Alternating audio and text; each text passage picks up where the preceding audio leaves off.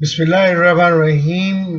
Drama है जी कुर्तबा का काजी, इम्तियाज़ अली ताज ने लिखा है और ओ लेवल उर्दू सिलेबस ए के हवाले से सेकंड ईयर में भी ये ड्रामा है। इसकी एक वीडियो मैं पेश कर चुका हूँ तारुफ और खुलासे के नाम से, और अगर आपने इसका तारुफ और खुलासा देखना हो तो उस वीडियो में देख लीजिए।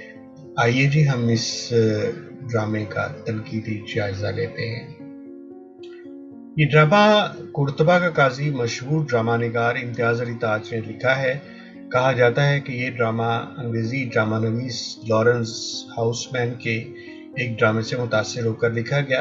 इम्तियाज़ अली ताज उर्दू के मशहूर ड्रामा नवीस हैं जिनके कई ड्रामे मशहूर हैं, जिनमें गवर्नमेंट कॉलेज लाहौर और अनारकली को ख़ास शोहरत मिली है। इसके अलावा उन्होंने चचा शक्कन के नाम से एक मज़ाहिया किरदार तख्लीक किया, जिससे मुतासिर होकर अब कई मज़ाहिया किरदार वजूद में आ चुके हैं।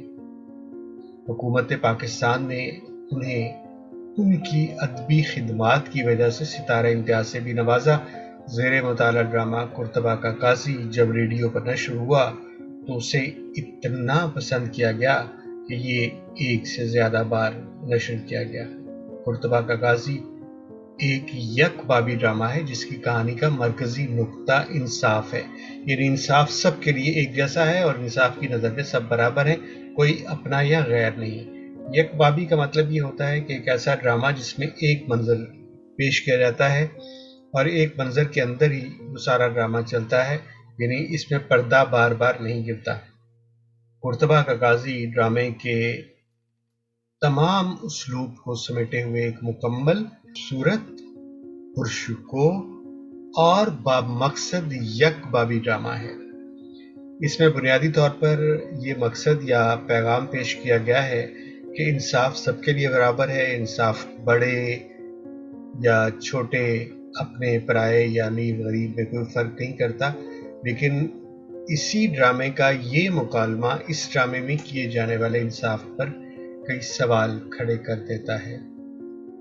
अब्दुल्ला कहता है कि ये क्यों कर मालूम हुआ कि जुबैर ने अपने रकीब का काम बराबर की लड़ाई में नहीं किया। इसके जवाब में हलावा ये कहती है कि अगर जुबैर ने अपने बाप को ऐसा बताया होता तो वो कभी भी उसे ये सजा ना देता। इसका मतलब ये है कि जुबैर और मकतूल में तलवार कशी का मुकाबला हुआ था, जिसका निशाना जुबैर भी बन सकता था लेकिन मकतूल बन गया। यूं नाकदीन ड्रामे के इस हिस्से की रोशनी में काजी के इस फैसले पर एतराज उठाते हैं। इम्तियाज अली ताज मंजरनिगारी में माहिर है। इस ड्रामे में भी उन्होंने मनाजिर को इस तरह बयान किया है कि इंसान खुद इस मंजर का हिस्सा बन जाता है। जिस तरह फिजा को सोगवार बनाया है, कारी खुद भी धुक और दर्द महसूस करने लगता है।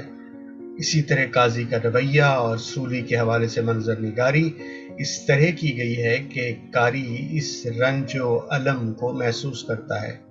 अवाम का रंजो अलम, हलावा की बेबसी, अब्दुल्ला का एतमाद, काजी का अपने बेटे के दुख में अपने फैसले पर अमल करना और सूली के बाद के मनाजिर ऐसे हैं कि कारी को यूं लगता है कि वो एक फिल्म देखता है और वो मनाजिर में उतरे बगैर नहीं रह सकता। तो तनकीदी जायजे के हवाले से मंजर निगारी वो खुसूसियत है जो इस ड्रामे में बहुत हावी है।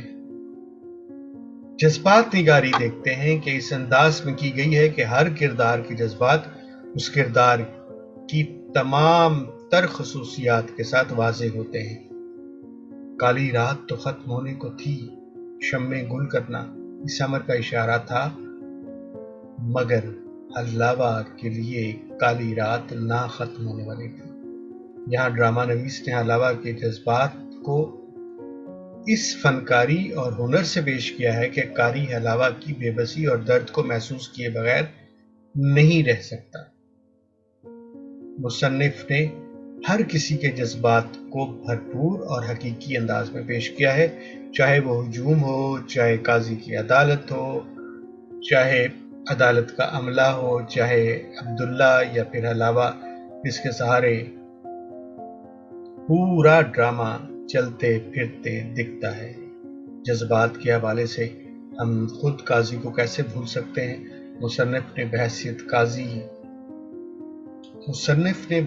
قاضی اس کے عزم اور بحیثیت باپ اس کے رنج و الم کی جذباتی تصویر کشی بہت ہی ہنرمندی سے کی ہے۔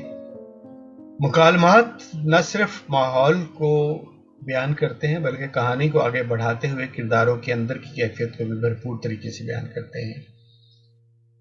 اس کے جسم میں خون جو میرا اپنا تھا اور پروردگار آج سولی پر اس کی لاش لٹکتی رہ جائے، یہ حلاوہ کا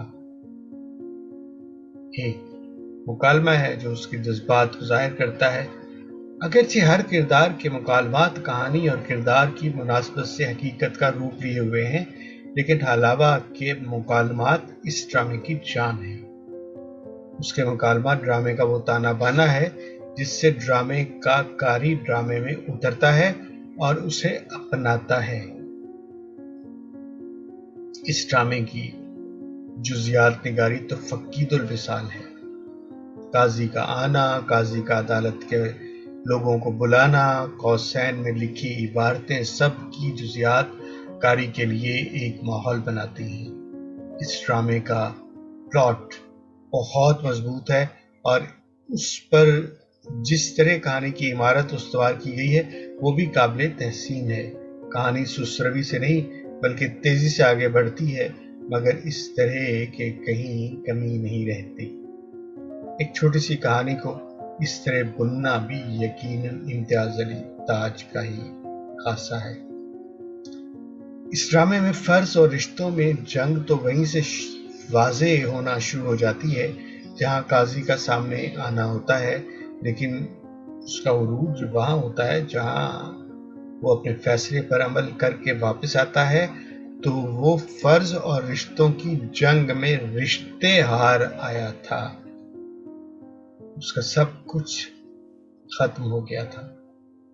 وہ ہارے ہوئے حاکم کی طرح گرتا پڑتا آگے بڑھتا ہے، اور پھر یہ مکالمہ سارے ڈرامے کو بند کر دیتا ہے اور قاری کو، ڈرامہ دیکھنے والے کو، پڑھنے والے کو بہت کچھ سوچنے پر، بہت سے انجام سوچنے پر، بہت سی مزید کہانیاں سوچنے پر مجبور کر دیتا ہے۔